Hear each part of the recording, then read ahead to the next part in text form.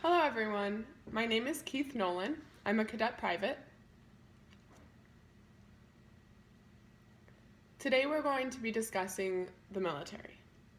How many of you have thought sometime during your life that you would want to join the military? Raise your hand. Yep, me too. Growing up, I always wanted to join the military. I loved the history and reading about it, and my family for generations supported our country. But was I able to join? No, I couldn't.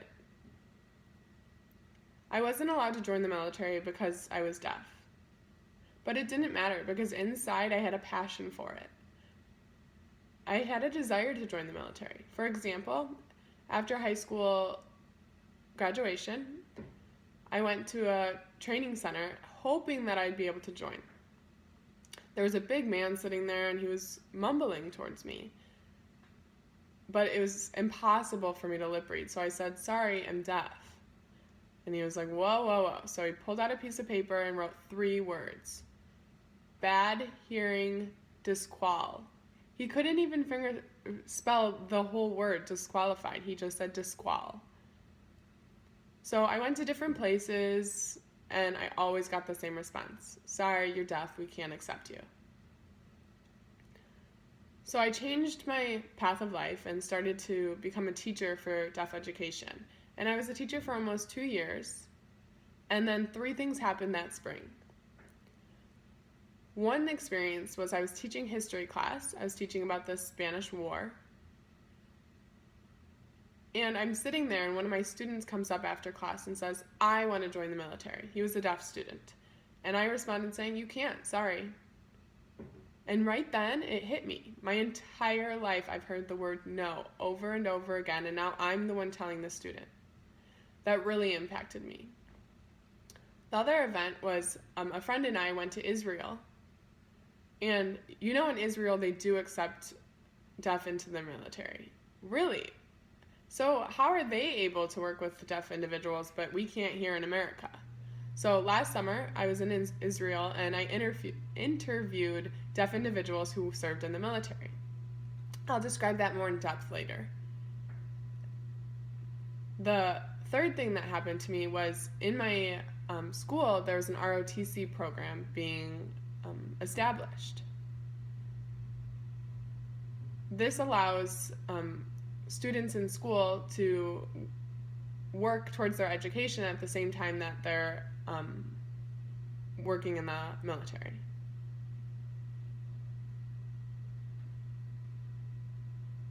And this program was really interesting to me. I was already a teacher. I had been for a while, but I decided to send an email to the official officer working there and said that I was excited about this program and I wanted to work with you and take some classes so that maybe I'd be able to teach my own students something.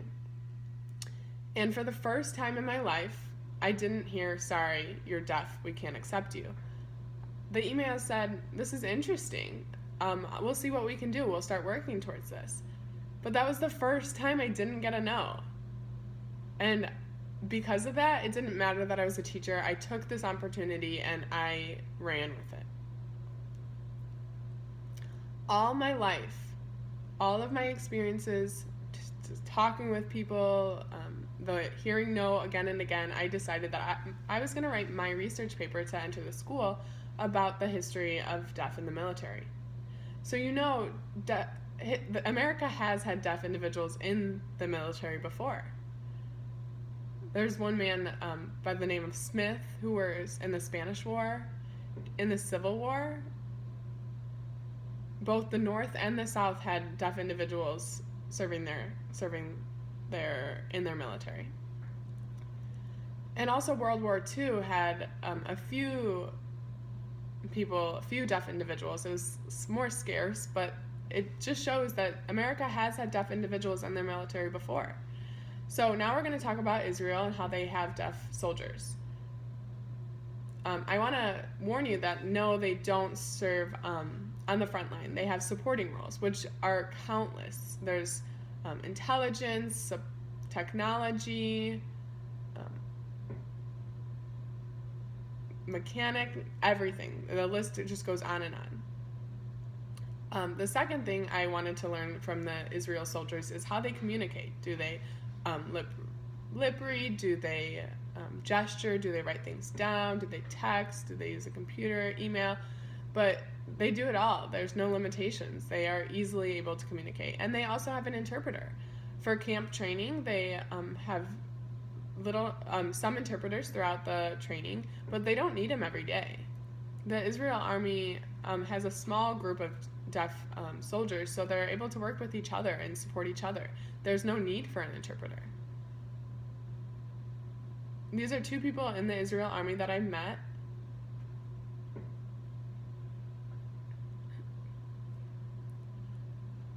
Some students in the school, some soldiers in the military have become disabled. For example, they've broken their legs or other incidents. This person who did break their leg was given a prosthetic leg and was able to work in an office for the military now. So he's still serving his country. Another one was an explosion and losing their arm that was able to serve in the hospital. And one individual in Iraq, there was an explosion. They blew up their car and became blind. And he's still on active duty now, even though he has a disability.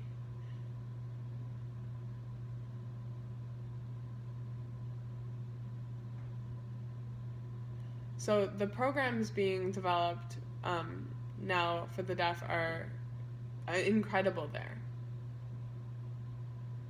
So it shows that military can work or deaf individuals can work in the military.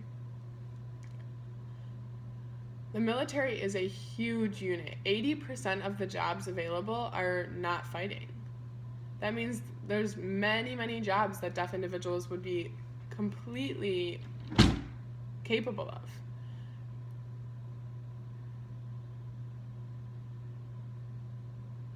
So my three main arguments are: Israel accepts deaf individuals.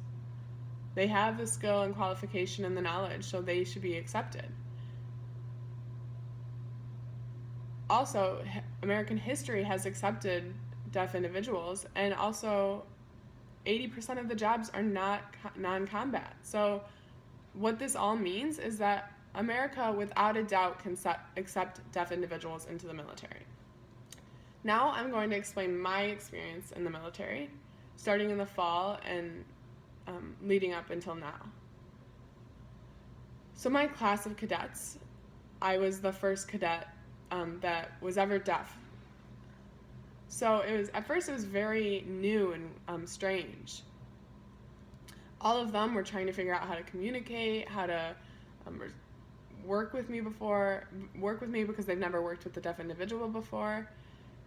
And for me, I was trying to become accustomed to learning the new ways of the Army. It's a new world. It has a new culture, new language, and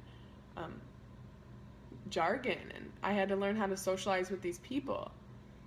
For example, the first day of class, I didn't have a uniform. I was wearing my normal clothes, and other people did have their uniforms. I learned that every morning we had to go work out at 5:30 for training, and then on Fridays, there was a different type of training. So I showed up at 5:30 and I was wearing my normal clothes.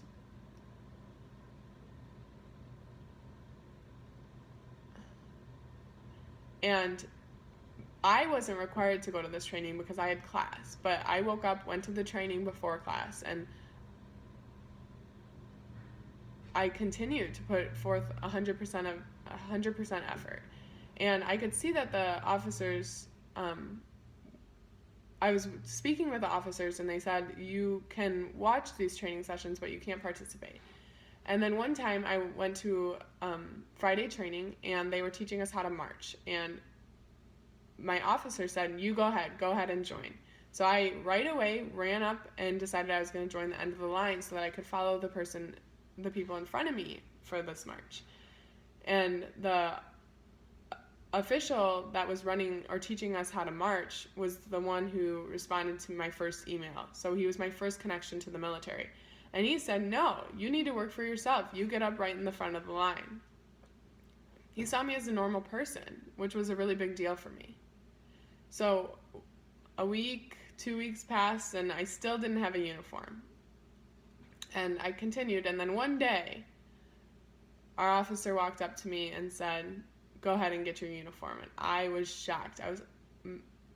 He said, all your persistence, your motivation, you always have given 100%, and we've seen that, so we're going to give you a uniform. So I went to the Army warehouse, so that was full of uniforms. They gave me 2 bags and it was full of Army gear, and a helmet, my uniform, everything that I could possibly need were in these 2 bags. It was really cool. So every morning I continued, I got dressed, put on my uniform, and then went to training. It was truly an honor to be able to wear this uniform. So, Army training, I couldn't attend because they didn't want my interpreter, or my interpreter couldn't attend because they didn't want them to be injured on the field. So for liability, they weren't able to provide me an interpreter. One time specifically I remember is there was a helicopter. It had 2 sets of propellers, and all of the men were lined up with their backpacks ready to run onto the helicopter, and the officers told me that I wasn't able to go. That if something went wrong, I wouldn't have an interpreter, or the interpreter could get injured. And then the officers both met up and started talking about it and figuring it out, and at the last minute they said, go ahead, get on the helicopter. And I was so psyched for this. It was an awesome experience. I learned more about this new environment, how to work in the helicopters, and I didn't have an interpreter, but it was still a good experience. It's my passion. I love it. So I'm going to show you another picture. He was in the same class as me.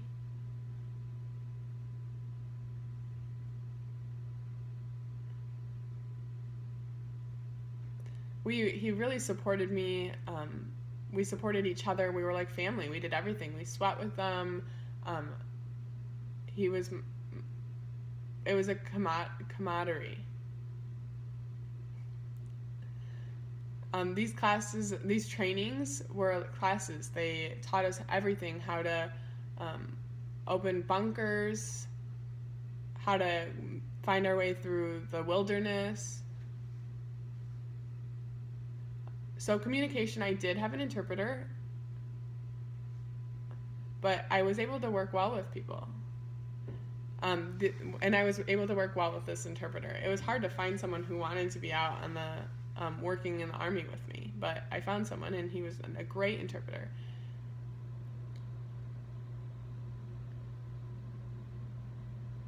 Here's some more pictures.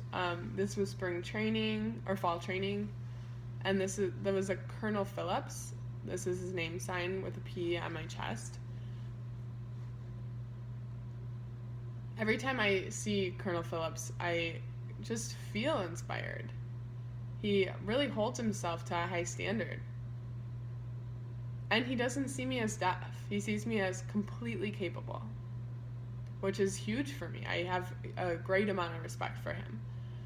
And this is us working out. This is the helicopter here on the right.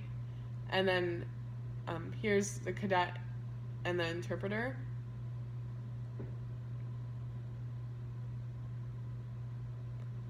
We learned everything together, how to train and do everything together. This was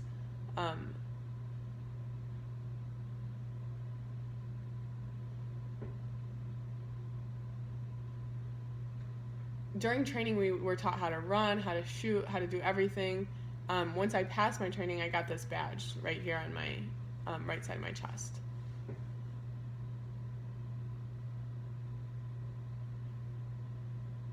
This man right here was so much faster than me. He was able to do circles around me when we were doing our running training. And then here on the top, we have our backpacks on, these huge bags. And then here are other cadets that I was in class with. I worked with them for so long that I developed name signs for them. This first one is an N in the sign of sarcastic because he was very sarcastic. Frito is right here with the shaky R's. Shafi has a scar on his face, so his name sign looks like this.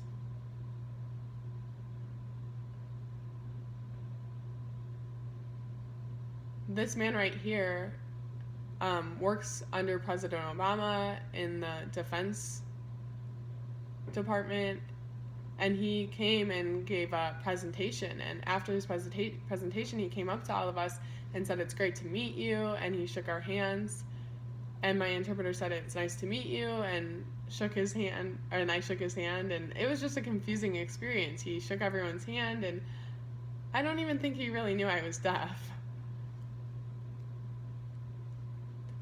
So all of this really just, I could keep going on and on and on, but about 2 weeks ago, something happened. ROTC has 4 levels. The bottom 2, I'm in the bottom 2 right now. To get to the 3rd level, you have to pass a medical exam, I'm sorry. And because I'm deaf, I'm not going to pass this medical exam. And when they told me that,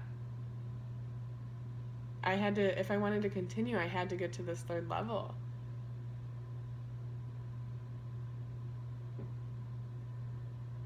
I wouldn't be able to do field training. I wouldn't be able to do any of the things that I'm doing now. So it was pretty disappointing to hear this news.